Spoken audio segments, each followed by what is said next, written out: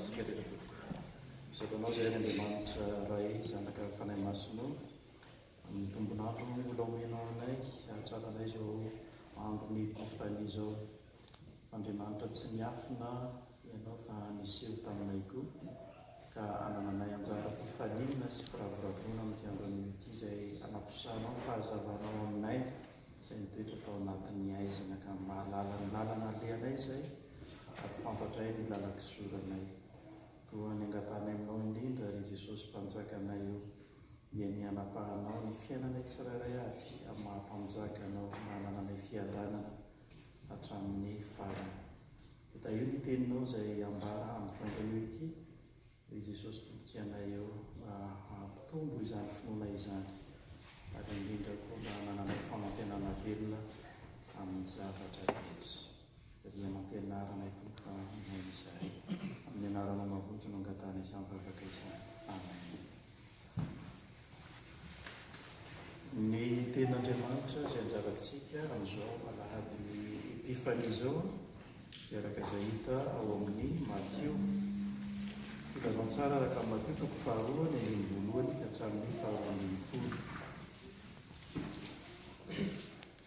Filazantsara araka Matio toko voalohany toko faharoa ny voalohany ka hatramin'ny faharoa ambin'ny folo. Fiara-mitsangana isika handray izany ny anarana Jesosy. Rehefa teraka Jesosy tao Betlehema any Jolia tamin'ny andron'ny Heroda mpanjaka, indreo misy somaly ary fanatsinana tonga tamin'i Jerosalema ka nanao hoe: ay izay ilay teraka ho mpanjakan'ny Jiosy, fa nahita ny kintany teny antsinanana izay ka tonga mba hiakohoka eo an-drehany. Ary noho nandre izany Heroda mpanjaka dia nangororo izy mba amin'ny Jerosalema rehetra, dia namory ny loha misorona rehetra sy mparoran-danàna tamin'ny vahoaka izy ka nanontany azy hoe: aiza moa no hahaterahan'i Kristy? Ary hoy ireo taminy: ao Betlehema any Jolia, fa izao no voasoratra ny mpaminany. Ary ianao Betlehema tamin'ny Joda dia tsy dia kely indrindra ao amin'ny andrenan'ny Joda ianao tsy akory, fa avy aminao no hivoahan'ny izay anankiray ho mpanjaka, ka izy no mpiandry ny Israel'olo. Dia nampaka ny mangingina Heroda ka namototra fatratra taminy izay andro nisehoan'ilay kintana. Dia naniraka azy hankany Betlehema izy ka nanao hoe: andeha fitory tsara ny amin'ilay zazakely, fa rehefa hitanareo izy dia ambara ho aminy, mba hankanisako any koa ka hiankohoka eo anatrehany. Ary rehefa nandre ny tenin'ny mpanjaka izy ireo dia lasa, ary indro ilay kintana hita ny teny antsinanana mialoha azy mandrapijano eo ambon'izay toeran'ny zazakely. Ary noho nahita ny kintana izy dia nifaly indrindra, ary rehefa tafiditra ao an-trano izy dia nahita ny zazakely sy Maria reniny ka niankohoka teo anatrehany. Ary no rehefa nisokafany ny fitehirizan-drakiny dia nanolotra zavatra ho azy izy, dia volamena sy zava-manitra ary miora. Ary rehefa nitoron'Andriamanitra hevitra tamin'ny nofy izy tsy hiverina any amin'ny Heroda, dia lalana hafa no nalehany nody ho any amin'ny fonenana. Ray masonao manamasinana amin'ny fahamarinana, ny teninao ny fahamarinana. Amen. Rehefa fiangonana malala ao aminareo rehetra ny fahasoavana sy ny fiadanana avy amin'Andriamanitra raintsika sy Jesosy Kristy Tompo.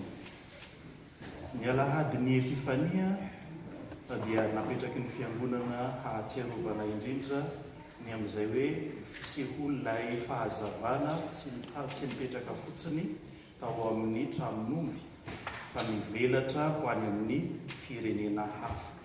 Ty andron'io ity amin'ny sasany atsiarovana ho toy ny andron'ny magy koa, atsiarovana an'ireo magy izay anisan'ny firenena jentilisa ka nanantona an'izany fahazavana izany izay mitarihin'ny kintana izay nitondra fifaliana ho azy ireo izany andro lehibe izany. Ary araka ny voalaza ny teny faminaniana izay nampitondraina ny Isaia hatramin'ny ela moa dia ny firenena izay mitoetra ao amin'ny aizina hoe soratra masina dia hita mazava, ary izany dia tanteraka tamin'ny alalan'izao teny izay voalaza atao amin'ny filazantsara Matio izao amin'ny nahaterahan'i Jesosy zany izay fahazavan'izao tontolo izao. Izay no hevitry ny epifania. Andriamanitra miseho amin'ny olona rehetra mampanjaka azy. Fa eto misy tenin'Andriamanitra andininy anankiroa izay tiako hisarihana ny fijerintsika amin'ity andro anio ity, dia izay hita eo amin'ny andininy fahavalo tsy ny andininy fa iraika ambin'ny folo zao ny voalaza amin'ny andininy fahavalo amin'ny anaran'i Jesosy. Heroda dia naniraka hankany Betlehema, naniraka ny magy hankany Betlehema izy ka nanao hoe, izao ny tenin'i Heroda: fitory tsara ny amin'ilay zazakely, ka rehefa hitanareo izy dia ambara ho amiko mba hankanesako any koa hiampoloka eo anatrehany. Tenin'i Heroda zany io, fitory tsara, adeko tsara, aizany misy azy dia lazao aho rehefa hitanareo izy mpanjaka Heroda dia ho tonga koa mba hiampoloka eo anatrehazany mpanjaka izany. Fa eo amin'ny andininy faha-raika ambin'ny folo koa misy an'izao vola teny izao: ary rehefa tafiditra tao an-trano ireo magy ireo zany dia nahita ny zazakely sy Maria reniny ka niankohoka teo anatrehany. Ary no efa sokafany ny fitehirizan-drakiny dia nanolotra zavatra ho azy izy dia volamena sy zava-manitra ary miora. Misy voambolana hitantsika amin'ireo andin-tsoratra masina anankiroa miverina ao anatin'io ity texte ity, dia ilay voambolana hoe miankohoka, hiankohoka.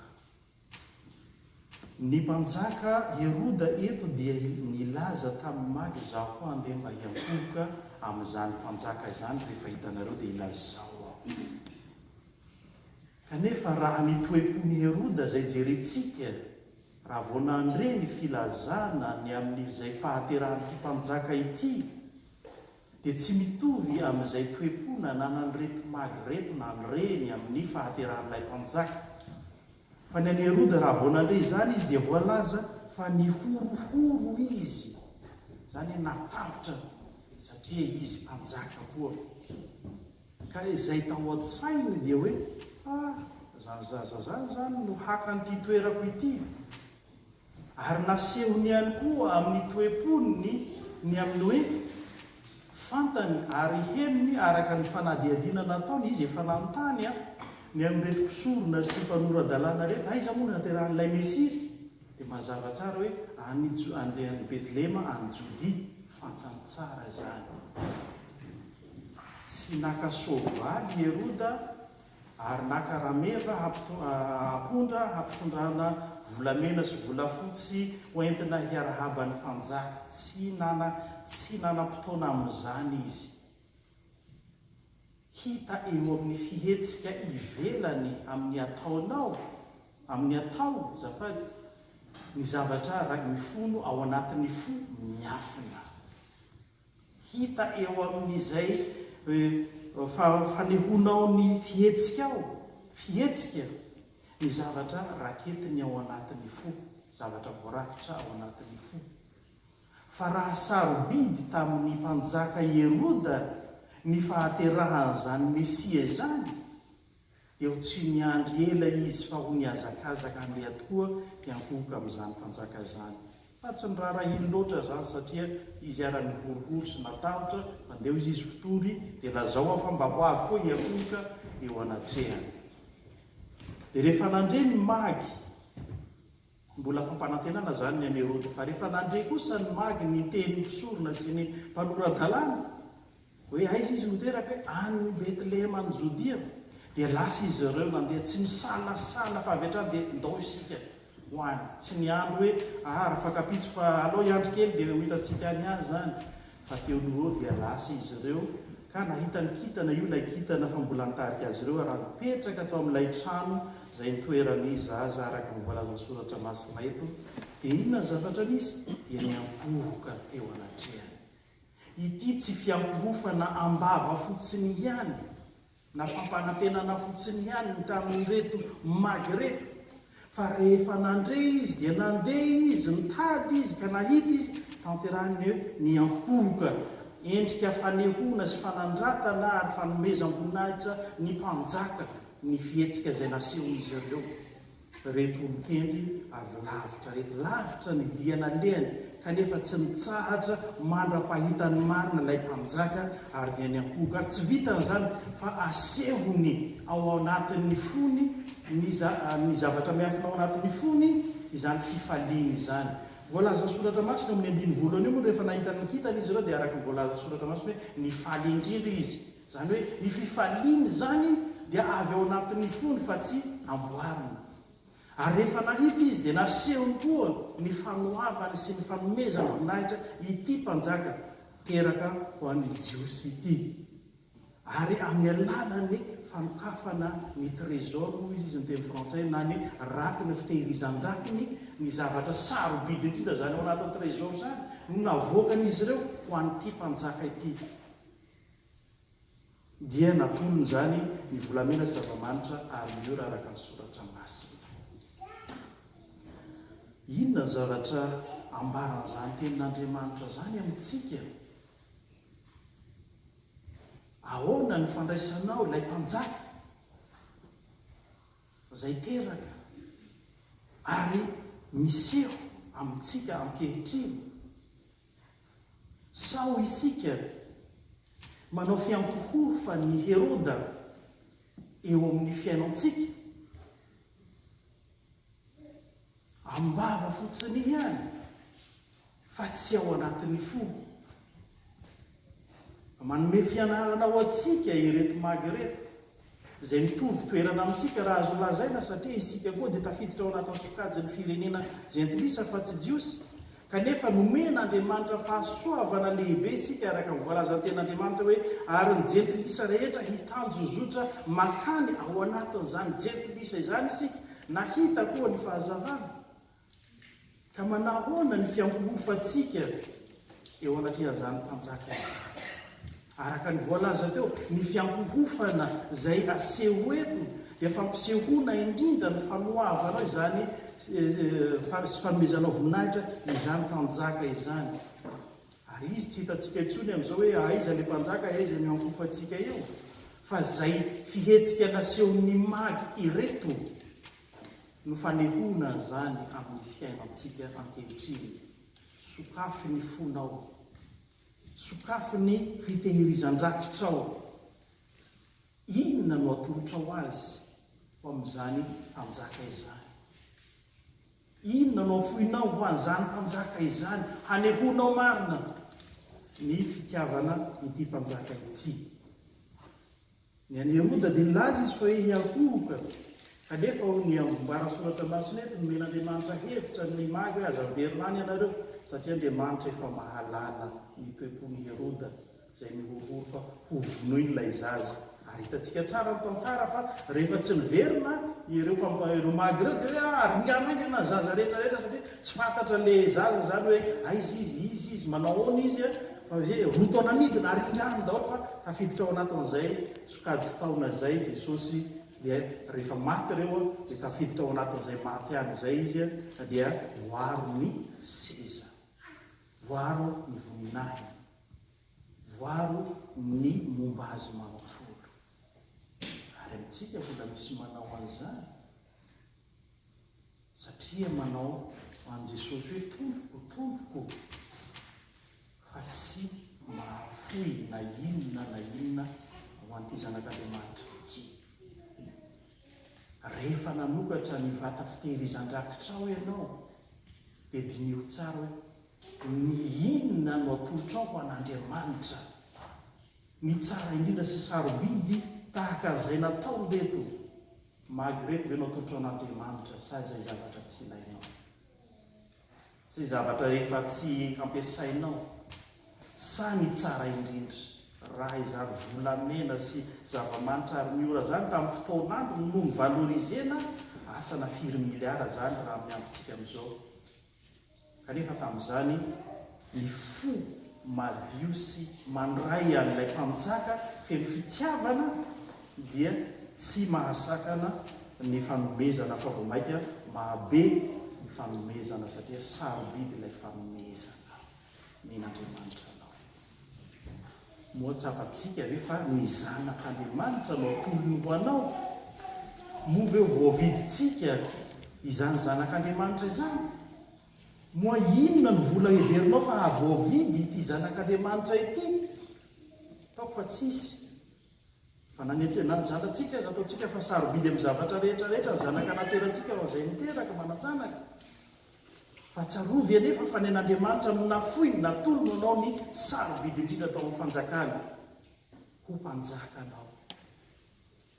Inona no afoinao sy atolotrao ho an'izan'Andriamanitra tonga eo aminao izany, tonga miseho aminao zany amin'izao andro ny atao hoe epifania zany. Tonga eo aminao ny fahazavan'Andriamanitra, tonga eo aminao ny famonjena, tonga eo aminao ty zanak'Andriamanitra ity mitondra ny zavatra rehetrarehetra ilainao amin'ny fiainanao manontolo hatramin'izao ka hatramin'ny farany. Mitondra anao zavatra rehetrarehetra izy, inona no atolotra ho azy. Fitenitsika olombelona moa manao hoe le temps c'est de l'argent. Efa zava-dehibe eo anatrehany Andriamanitra ny fotoana foinao ahatongavanao eto izao. Sarobidy amin'Andriamanitra ny nahafoizanao ny fotoana tokony handeha hitsangatsanganana na handehanana hanaovana shopping na hanaovana ski sisa any ambadimbadika any, kanefa nafoinao zany tonga eto. Moa iverinao fa zavatra maivana amin'Andriamanitra zany sarobidy aminy zany. Fa ny olona sasany tsy mahalala, tsy miraharaha an'ity zanak'Andriamanitra ity dia laniny amin'izay mahafinaritra ny nofony sy ny filan'ny tenany ny fotoanany, ka ilazany hoe tsy manam-potoana ho an'Andriamanitra izy, iainona ny teniny.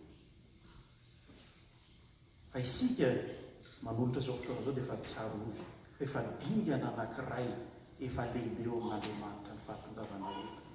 Ary tsarovy fa sarobidy amin'Andriamanitra ianao, ary ny mason'i Jehovah mitsinjo ny olony, mahita anao izy, mahafantatra anao izy hoe eto amin'ity tempoly ity.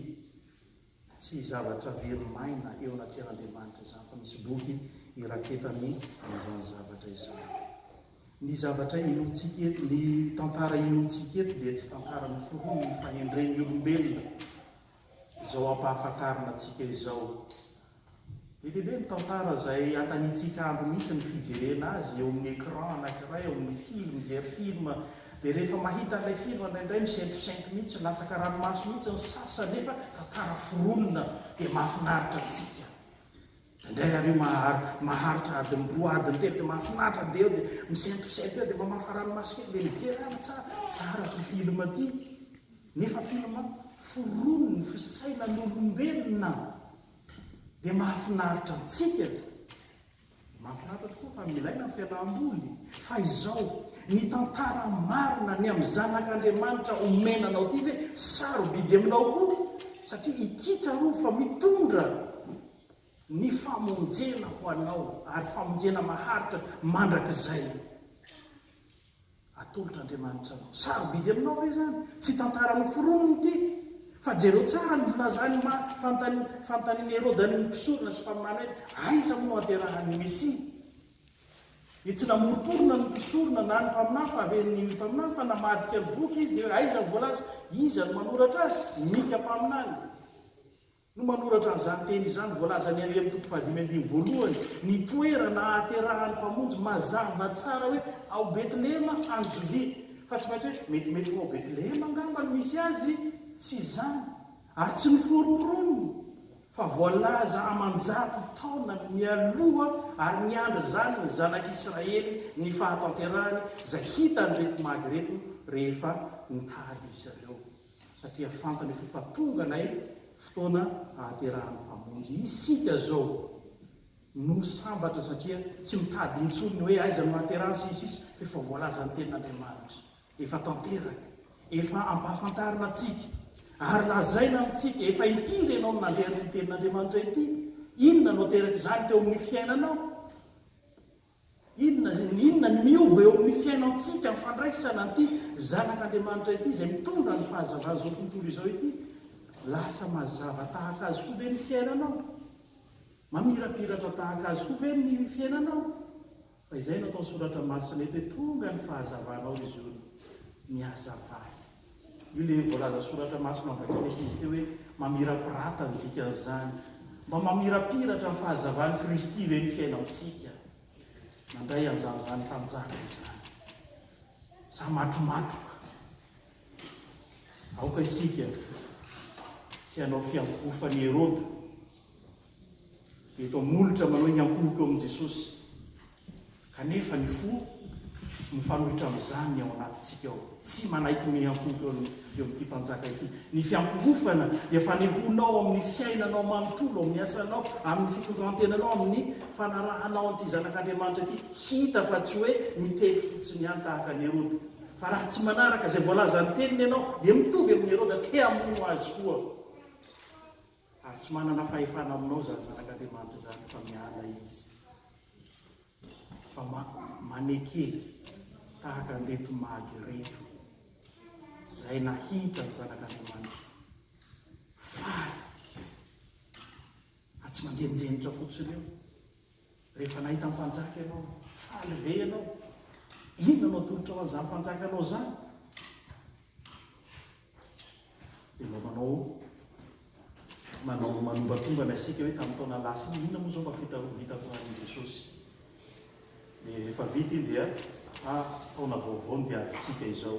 Tamin'ny heriny teo tsika nanao fifamelana tanteraka ny amin'izay rehetra nandoto ny fiainantsika. Izay tsy tonga teto moa dia ampahafantarana izany fa nisan'izany teto. Nanadiovantsika ny fotsika teo anatrehan'Andriamanitra sy ny famelana ihany koa. Satria handray ny mpanjaka ianao, handray ny taona vaovao ianao, honenan'ilay mpanjaka amin'ity andro anio ity. Ahoana moa no hitoerany ao anatin'ny fonao nefa ny fonao tsy madio? Ahoana no honenany ao? Tsy afaka mipetraka ao izy raha tsy madio ny fontsika. Koa amin'ity andro anio ity dia tohiny izany. Miseho aminao ny Tompo, raha mandray azy ianao dia mirapitratra eo amin'ny fiainanao ny voninahitra izany zanak'Andriamanitra izany. Ary tsaroa fa ny fanarahantsika ity zanak'Andriamanitra ity dia tsy fanarahana fa zavatra anganongan'olombelona na zavatra tantara miforotorona araka mivolaza teo, fa Andriamanitra miasa ary Andriamanitra manatanteraka ny teny, ary mbola ho avy indray izy izany mpanjaka izany. Amin'izay izy tsy mpanjaka any an-trano intsony ho jerenao fa amin'ny voninahiny lehibe. Rehefa nanontany any Jesosy teo amin'ny fitsarana azy, tamin'ny fitsarana azy hoe mpanjaka va ianao, dia namaly Jesosy manao hoe voalazana izy mpanjaka. Fa hoy Jesosy, ny fanjakako tsy avy amin'izao tontolo izao, tsy avy amin'izao tontolo izao ny fanjakako. Amin'izay izy dia hitantsika amin'ny voninahiny lehibe. Raha nandray tsara ity mpanjaka ity ianao, dia ho hitanao izy amin'izay fotoana izay hoe ay tena tsy angano fa marina izay voalaza. Kanefa raha amin'izay vao hieritreritra hoe fa tara loatra, fa leny izao men'Andriamanitra fotoana ianao handraisanao azy, dia naneky tahaka an'ireto magy reto hoe ity ilay mpanjaka ka miamboko eo anatrehany ary sokafo ny fonao ary atolory azy mba honenany mba hanananao ilay fanomezana izay hoentiny dia ny fiadanana sy ny fiainana mandrakizay izay ataonao an'izay rehetra mandray azy. Dia hamirapiratra ny fiainanao, hamirapiratra ny fahasoavan'Andriamanitra ny fiainanao manontolo. Engane ny fanahy masina miasa ao anatintsika izantsika mandray sy mitahiry izany teny izany ho fiainantsika mahatramin'ny farany. Eo an'Andriamanitra rehetra amin'ny voninahitra izay zatra mitolo indrindra ary ho azy mandrakizay. Amen. Raiso ny fitahirana. Ny fahasoavan'i Jesosy Kristy Tompo sy ny fitiavan'Andriamanitra ray ary ny firaisana sy ny fiombonana amin'ny fanahy masina ho aminareo rehetra ny hatramin'izao mandrakizay. Amen.